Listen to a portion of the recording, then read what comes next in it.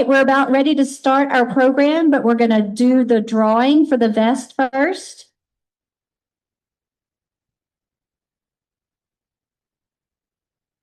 Vicki Hamrick.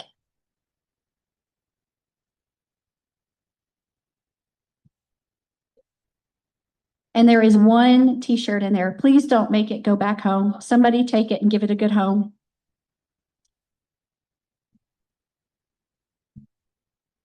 Well, good afternoon or good evening. I'm really excited to be able to introduce our speaker tonight, Grayson Dean.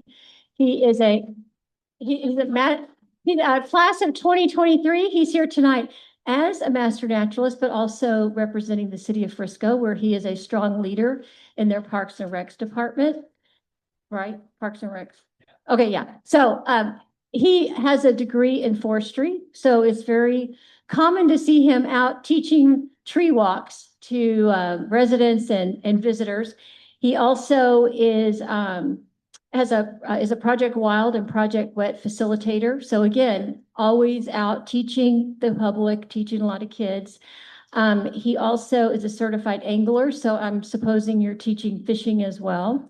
And he's a certified interpretive guide, so he goes out and just teaches people about the amazing things in nature. So it's no surprise that he's here tonight to teach us about a very timely topic, Dazed and Confused. And so he presented this last year at the annual conference. It was amazing, and he's added a lot of new things. So you've already seen it. You're going to get to see a whole lot of new things. Thanks, Grayson, for being. No worries. Oh, cool. I get to turn myself while I talk. Awesome. It's going to throw me off a little bit. Well, anyways, good evening. Thank you so much for having me come out and talk about window collisions and light pollution for birds. Never thought I would be talking about birds, considering that in my degree, I took 2 wildlife classes that I got seasoned. I'm here talking about wildlife. It's funny how that works. So anyways, hopefully.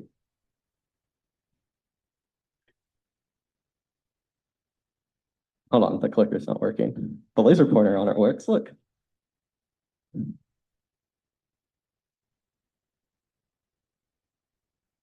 Yeah, there we go. All right, so Marla already went over all of it, but I just want to add, I like to play by going to theme parks and hiking. So if I'm not outside, I go to theme parks, kind of excited for Universal Kids Resort, but that's because they're including SpongeBob, and I grew up watching SpongeBob. But it's great. A lot of theme parks actually do LEED certification, which is a whole other topic. So that's cool to know that they're taking environmental considerations into their designs. But let's go ahead and start with Dazed and Confused. So I'm going to talk to you about light pollution problems, clear glass, bird problems, so window collisions, and then Lights Out Texas campaign, and more. So to start off with, first, you'll be able to evaluate your current lighting practices and lighting practices of where you live. Explain how clear glass and lights can confuse and harm birds, because there is confusion and harm with those. And then implementing the Lights Out Texas campaign wherever you are, or broader as a chapter. So let's start with light pollution problems. Now, I just want to point out, this is Texas at night. Right here, here's Austin, here's San Antonio, and right here's I-35. Traffic is so bad that it shows up at night because of the construction. It's not really the reason why. There's a whole bunch of cities along there, but you can also see the Houston area, and then the Dallas area, and then I forget what's out here. But I know that's El Paso. All right. So light pollution is the excess or inappropriate artificial light outdoors. And that can be many different things directly from our light source, but it can also be the glare, the light trespass, and sky glow. And dark nights actually help us with our sleep schedule. So you're probably wondering, what is glare? Glare is when that light is so bright that you just see those rays and they just blind you. That light trespass is when, once again, there's too much light, but it's extending further than it needs to be. Our lights, we should have them pointed down and not just out and about. And sky glow is, you'll definitely see it when it turns night here, especially on this hill. If you just look out in any direction from the herd or wherever you are, You will see the sky glow. That's because all the light's going up in the sky, so it's getting scattered. We don't like that. Now, there are lighting standards.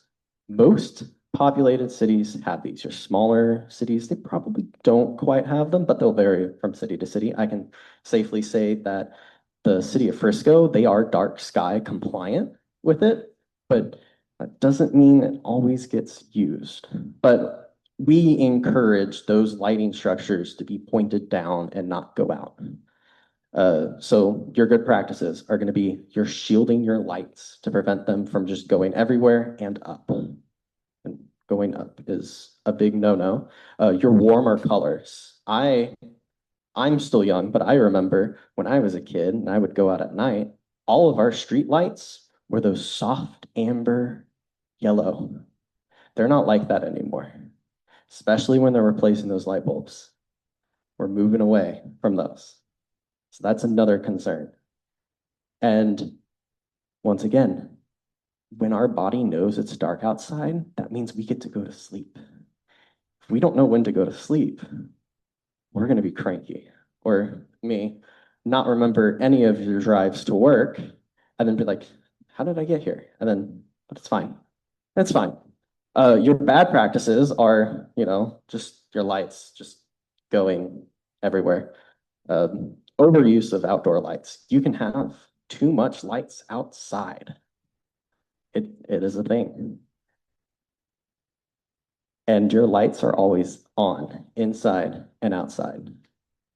You may be thinking that, oh, I'm going to have the lights on in my backyard for security reasons. Well, the glare from the light, because you have it too bright.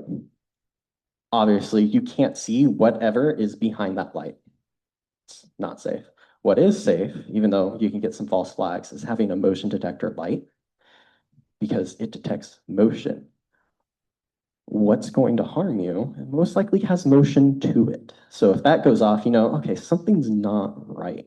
But you're also not just causing other light issues for other people, whether that's your neighbor or whoever. So the dark sky provides a template for cities for all these standards. It's great. So if you live in a city that doesn't have a lighting standard, there's free resources for you to help guide the city that you live in to the right directions, especially with how fast North Texas is growing. Now, one question I got a lot of, well, you mentioned warmth, the light warmth. Which warmth do you need? Well, just so you know, when it's fully bright outside, it's 10,000 Kelvin. That is the heat. It's super duper bright. Whereas what you want is anywhere from 3,000 and below. So anything from a candle flame to that standard light bulb we used to have in our houses that are not LEDs. Now you can get LEDs where you can change the color a little bit to change the warmth, the temperature of the light. That will work, but just none of that midday sun to cloudy sky light that we have a lot of. So any outdoor lights at 3,000 kelvins, you want to be below. Your inside lights, there's a whole different standard to those, and it's just insane. Trying to find that out. It was weird. Okay, anyways, let's go into our huge problem with windows. So at night, if you don't know, 70% of our birds that fly over the state of Texas travel at night. And as I said, if we don't have lights that are shielded, pointing that light down, it's going into the sky, it's going to attract them in, especially in our larger metropolitan areas like DFW. Now, you can just yell this out loud. What building is this right here? It's in downtown Dallas. K. Hutchins Convention Center. Huh. There's trees right here along with windows. There's windows over the railroad. There's windows all over this building. Don't worry about it. They're redesigning it in K. Hutchins family, or if I remember the story correctly, they are working and know that birds are colliding with their building and they don't want that. So they're working, redesigning that. But those birds travel at night, come into metropolitan areas, and that is where the problem starts. There we go. So, like I said, they travel at night. This is the 9/11 Memorial in New York. You might be able to see it. See, there's all these little white dots. Those are birds, maybe bats. Well, trying to catch something. You want to see this in action? Go to any playground, not playground, sports field complex at night, especially when it gets warmer, and you'll see all the barn swallows and scissortails flying around where the lights are because all the there's a benefit there. They're making sure that they can eat enough, but they're staying there. So, and we love glass. We put glass in everything because we like to see the outside, but we want to keep outside from coming in. So that's why. Now, with glass, is it reflects everything. And we do weird shapes with it that doesn't make sense for some artistic reason. I don't know why. But birds cannot see windows. They just think that's a place where I can escape. If you were to scare a bird, and I know kids do this, especially downtown, pigeons, they haven't been habituated to humans yet. You can actually go scare them, and you'll notice that they try to fly away. They don't know a window's there, so they see it as it's the sky. I can escape that way, and all of a sudden, blam, right into the window. That is one of our major problems with it. And these corner windows, like over here at the herd, they can actually see through both windows. So that's a little bit extra dangerous. Right now, we're safe because we have a blind down. So they know, hey, that's not a way to escape. Now, different birds fly and migrate at different levels.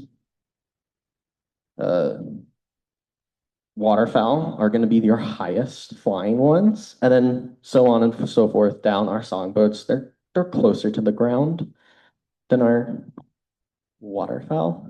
But you're probably wondering, what is the most threatening part of these windows collisions? I want you to raise your hand if you think it's our high rises that are super tall with glass all over. Raise your hand if you think it's that. Oh, what are your choices? They're going to be your houses, anywhere that a building that is 3 stories tall, 3 to 5 stories tall, and our high rises. So our super tall buildings that we have. Those are your 3 choices. So raise your hand if you think it's the skyrise. Okay. Raise your hand if you think it's our residential homes. Raise your hand if you think it's those 3 to 5 story buildings. All right. So pretty even. I will tell you, it's from our residential homes to those buildings that are 3 and 5 stories tall, because you have to think about it. How tall are the trees around it? Birds will perch in the trees. They also perch on power lines, but if you have a window next to a power line, you should probably be reevaluating some of your building stuff, because that could be very, very dangerous, especially if something runs into that power line and goes through your building. But wherever the trees are, give it about a couple 100 feet above, just be safe. That is where the most window collisions are going to happen. Now they can happen on your cars, and that's a freak unfortunate accident. It just does happen.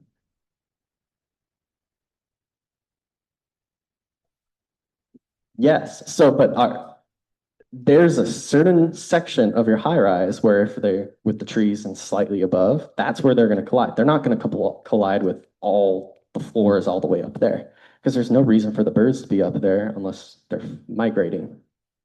Which this is why we want you to turn your lights off when you leave your office building, especially in your tall building, because that light not only attracts, but provides a glare and reflection that birds will then collide in. So if you turn all those off, put your blinds down, they're not going to see it at night other than this vertical dark structure, and they know not to fly that way.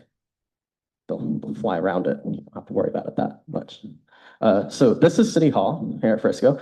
I don't know of any bird collisions with the windows here, but just look how close the trees are to the windows. There's a lot of pigeons out there. Just a lot. You can hear them when you're on the 4th floor. They're that loud. But that's one of the I don't see any issue, but there could be an issue. I will say our city hall is currently going under renovations right now. Every floor is doing it at different times.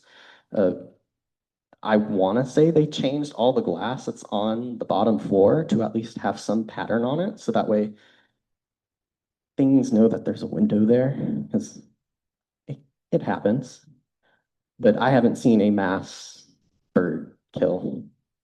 But this is my favorite one, and I took this in College Station 2 days before I did this presentation. This is their engineering education building.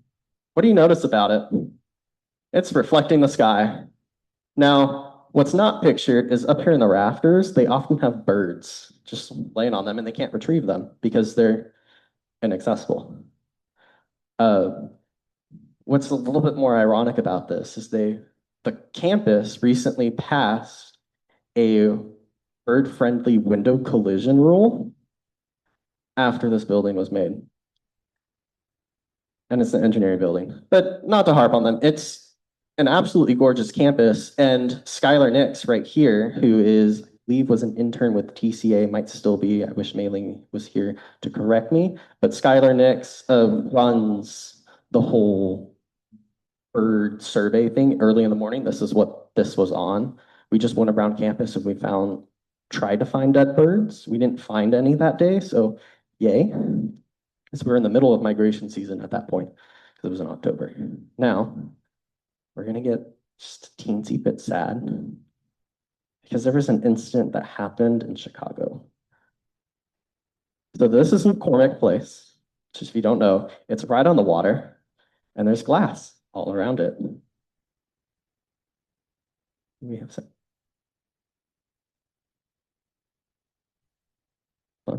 We'll find out if there's sound.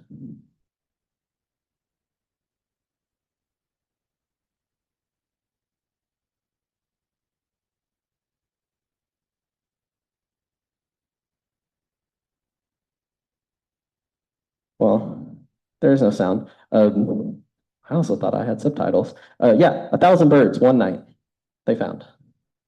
McCormick Place. I really thought when I recorded this I had subtitles. I'm so incredibly sorry about that. If you're online, you're probably wondering, oh, this is interesting. But you're essentially getting the picture of it. If I remember correctly, a lot of, like 50 of them were all the same species. But we're just gonna stare in silence at the devastating loss of all these birds. Now, they just didn't throw them out. They actually took them to a lab. They preserved them just to do research on them, which is what Texas A&M does with all of their birds that they collect. Massive collection. Right now he's talking about what species they are. I wish I remembered what the species. I know Bartlemall Oriole is one of them.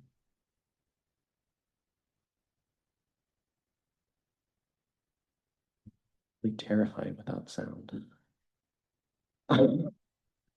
Just seeing dead birds. I didn't mean to put you guys through this.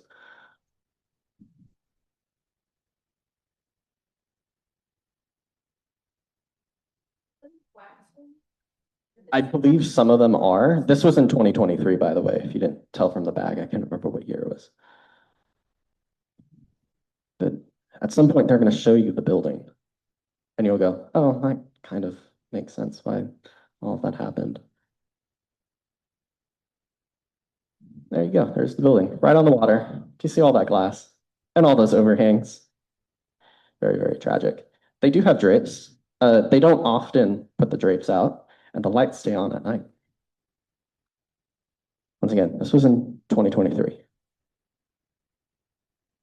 So they had to learn. We'll get there. So yeah, it's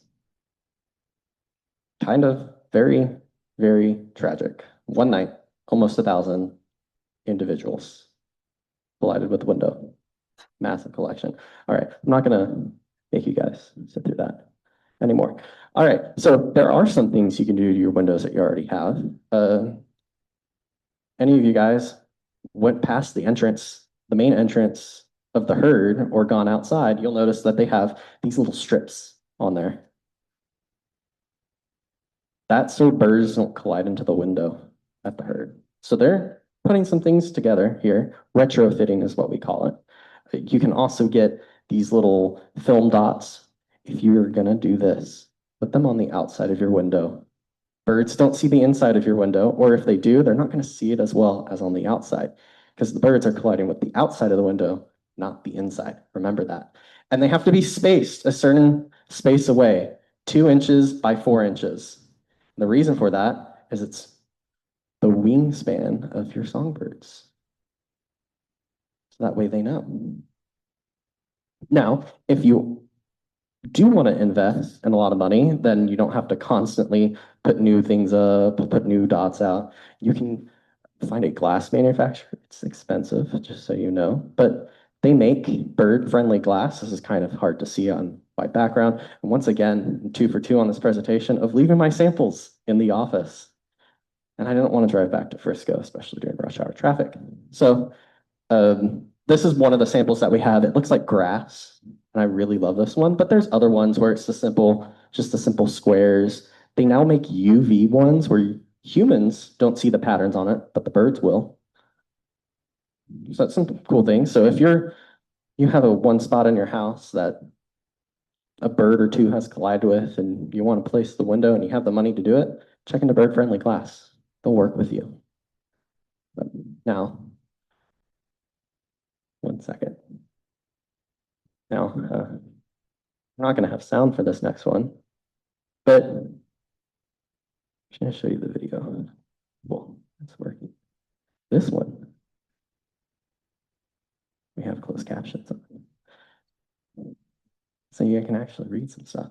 So about a year later, after the mass collision, they immediately went to work. This was collecting the day of. And this is, just remember, there's the collection again.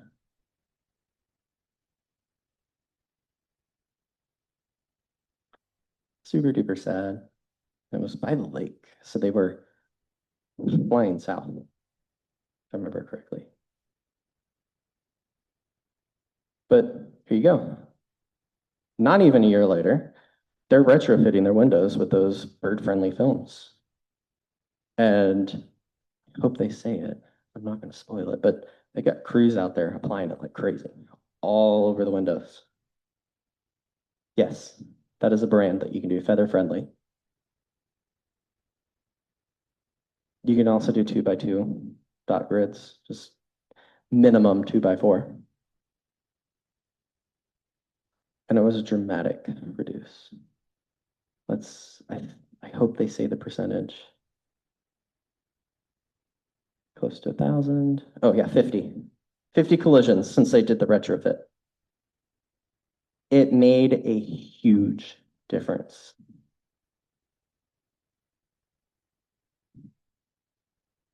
I knew this at one point, and I don't remember how they funded it.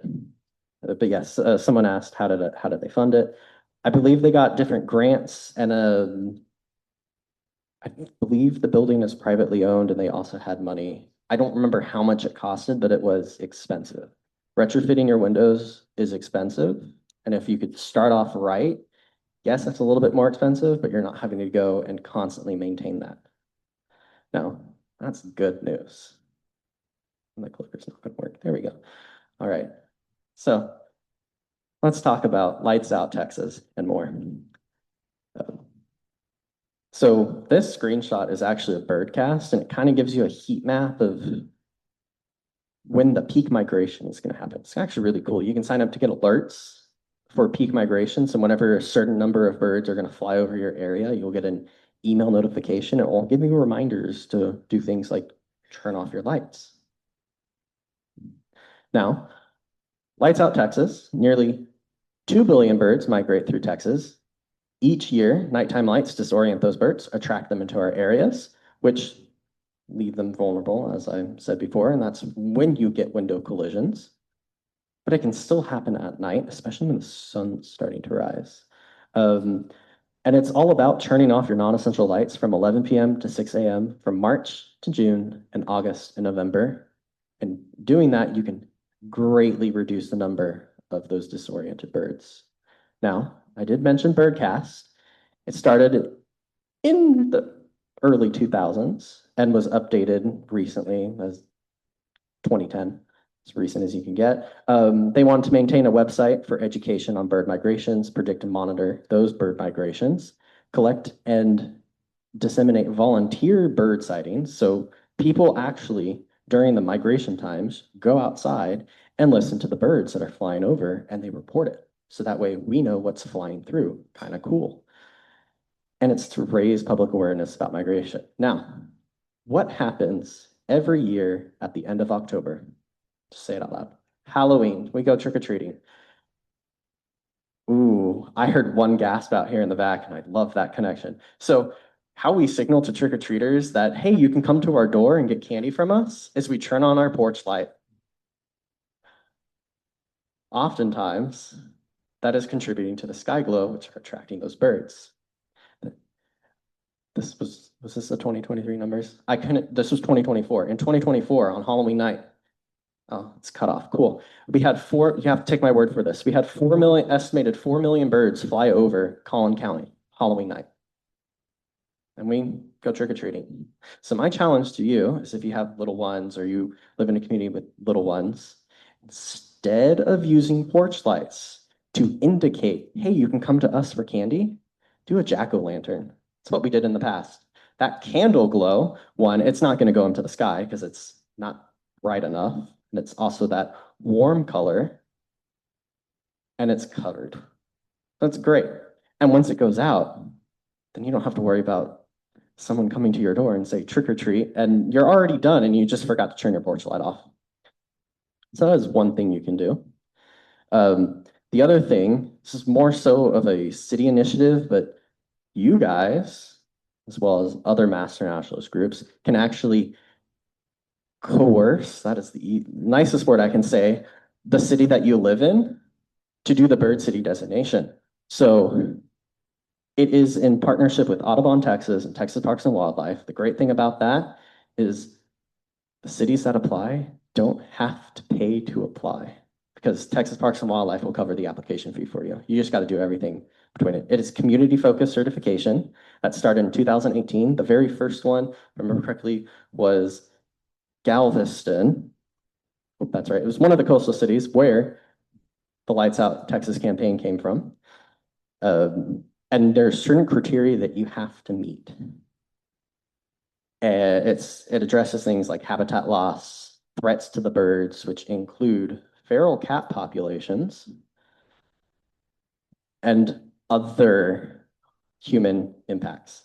I am actually happy to say that as of the end of March, so a couple weeks ago, we have started in the City of Frisco the application process. We have until September to apply, and we have to write up a lot of things. So I have a really great team. Marla is on it.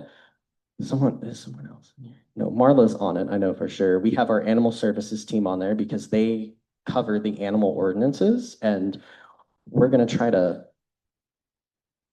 get explain to the Bird City team that because we have a leash law, all of our domesticated animals have to be on a leash outside, including cats. That essentially constitutes a prohibiting and ban on trap, neuter, release, which you can get into a whole thing about. Trap, neuter, release is actually not great for the ecosystem, even though, yes, you're curbing the decline, or you're creating a decline in feral cat populations, but you're releasing them back out in the wild. And as we all know, cats just like to hunt for fun. That's not really a good thing, but no other city has managed to pass that. And even in the requirements for Bird City, it says for that one achievement, if you were to pass an ordinance for prohibiting trap, neuter, and release, you automatically become a high flyer, which means you had to do other extra things, but that's the one thing you can do as a city. You're automatically high flying, you don't have to do any of the other things, because no one in the state of Texas has done that yet. But it's incredibly hard. Now, this is going to be a really long process for the city of Frisco, but we're excited about it now. I do have some resources. I'm sorry, I don't have a QR code, but you can take a picture of all the stuff I took from, such as the Audubon, Texas website for Lights Out. The second one is the full documentary. I did get permission from the Cornell lab to use the clips in the presentation, but it is a whole 30-minute great documentary just about how Lights Out started. And then the part where the McCormick place comes in is at the end when they're trying to wrap it up. And as they were wrapping it up, that incident happened and they said, we have to go out there now, document it. Website for birdcasts, the dark sky, light pollution information, and then the Bird City Network. There are other cities. I believe the most recent one in our area was Denton, and the Elm Fork chapter helped with that.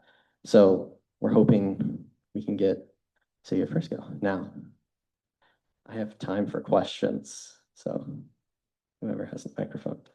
I'll try my best to answer them as possible. All right, first of all, thank you. That was a fantastic presentation.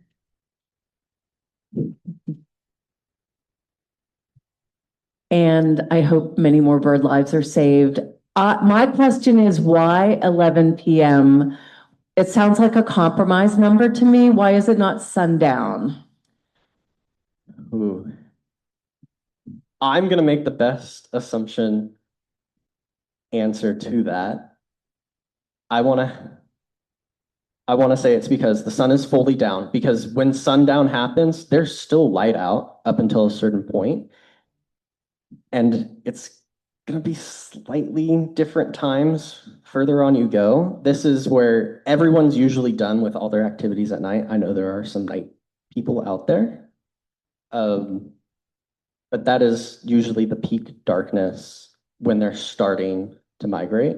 I wish I knew more to answer that. I didn't make the time decision.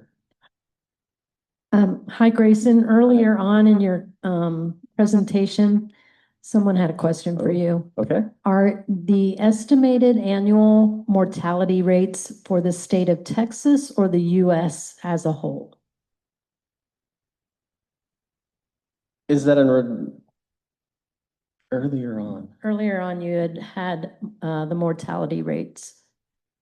Was it estimated for just the state of Texas or the US as a whole? I had a slide.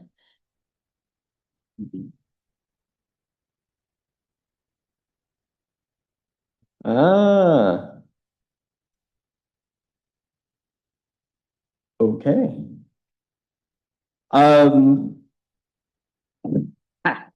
You got me there.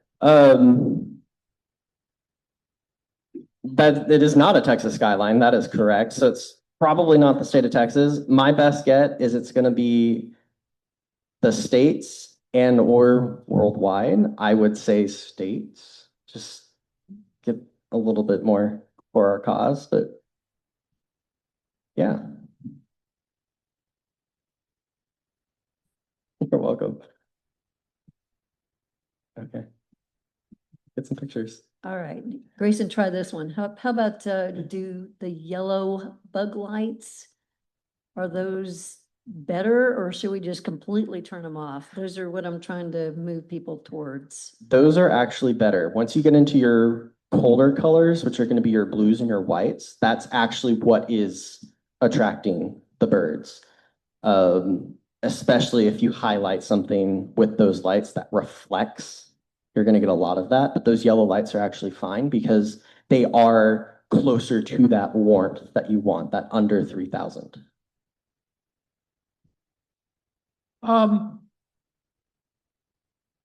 Yeah, motion sensor lights are also great because you're only using light when you need to use light. Will the decals help keep birds from fighting the reflections when they're mating? Ooh, I would say yes, because it is making what you're sticking it on stand out from them where it doesn't look like that reflection. So, like I said, they can't see glass, they only see the reflection. So if you have something that breaks up that reflection, they're fighting themselves in the reflection are actually going to hopefully be deterred. Just depends on where you have it, if it's on the outside or the inside. If you can break up that reflection, it's going to break up that reflection for the bird, and there's going to be less of an interaction with the window.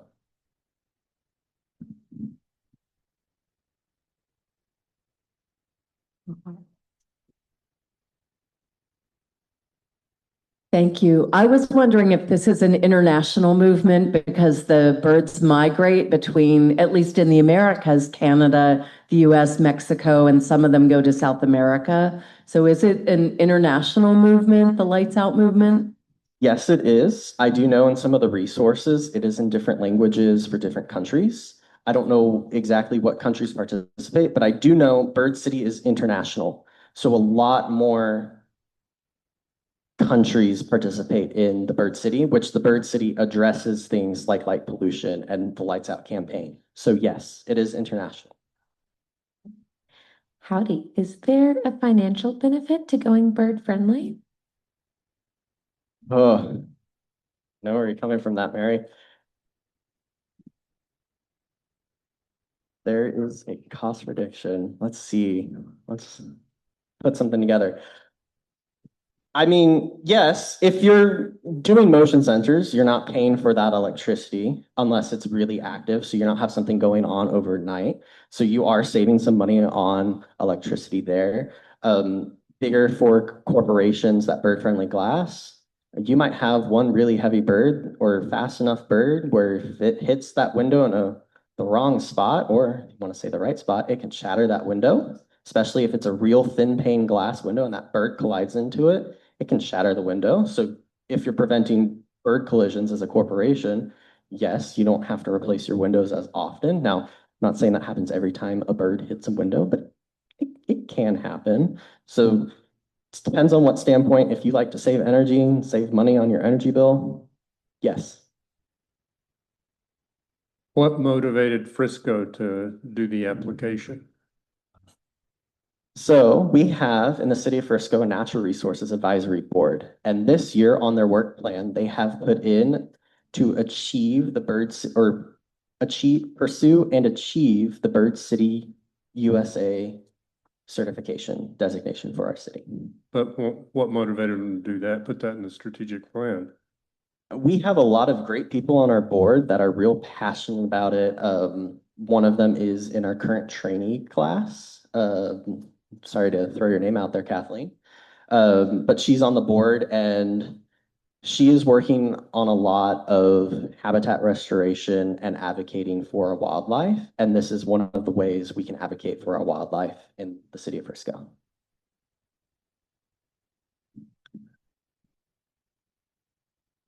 Okay, last one. Oh, First of all, I'm a huge cat lover. Okay. Let's just preface that.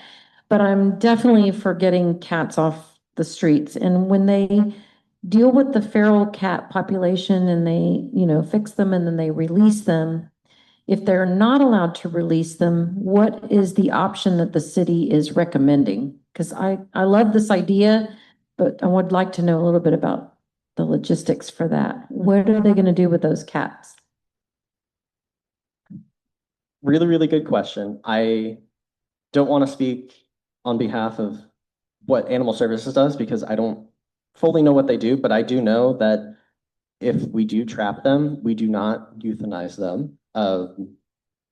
My best bet, and I can actually ask our Animal Services team, what do you do with the feral animals? And hopefully they give me some good news. Yeah, they are hard to adopt. All I know is they get them off the street and they make sure that they're safe. That's all I know.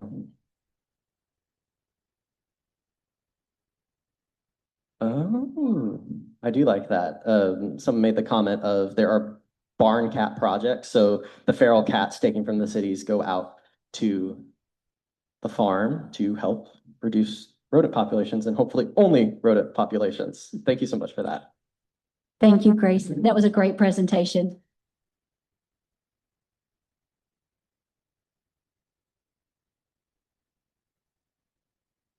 as usual, if y'all can help us put away the chairs and clean up everything, that would be greatly appreciated. Thank you.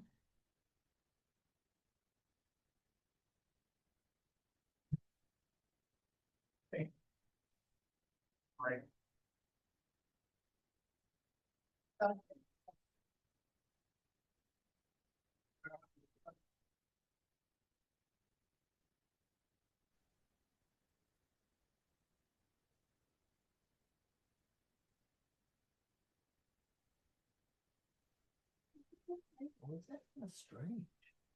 Very. Cause if they were saying, oh, they don't wanna do the trap through the release program because it releases the